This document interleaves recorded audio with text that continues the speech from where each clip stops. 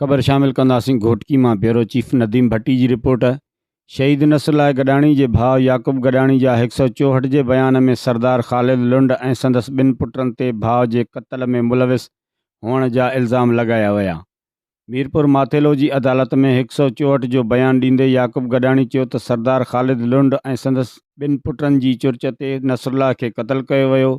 क़त्ल में ख़ालिद लुंड जा पुट म्यूनिसिपल चेयरमैन शहबाज़ लुंड ऐं नूर मोहम्मद लुंड बि मुलविस आहिनि। याक़ूब गडाणी चयो त ख़ालिद लुंड ऐं संदसि पुटनि जी मौजूदगीअ में संदन गार्ड्स नसरुल्लाह मथां फायरिंग कई हुई। नसरुल्लाह गडाणी खे 11 मई ते ख़ालिद लुंड ऐं संदसि पुटनि रस्तो रोके क़त्ल करण जूं धमकियूं बि ॾिनियूं हुयूं। हिन चयो त 21 मई ते जवाबदार असगर लुंड ऐं बरकत लुंड नसरुल्लाह ते हमिलो कयो। जवाबदारनि इहो चई फायरिंग कई त तूं ख़ालिद लुंड खे घटि वधि थो ॻाल्हाईं। अदालत में पेशीअ बाद मीडिया सां ॻाल्हाईंदे याक़ूब गडाणी चयो त मूंखे एॾियूं ख़तरनाक धमकियूं ॾिनियूं वयूं जो कुझु देरि मां डिॼी वियुसि। पहिरियों मां सोचियो त 164 जो बयानु न ॾियां। शहीद नसरुल्लाह गडाणी जे वारसनि जे वकील सलाउद्दीन पामर चयो त अॼु गवाहनि खे अदालत ॾांहुं वञण खां अॻु घेरो करे रोकियो वियो ऐं बयानु न ॾियण लाइ धमकियूं ॾिनियूं वयूं।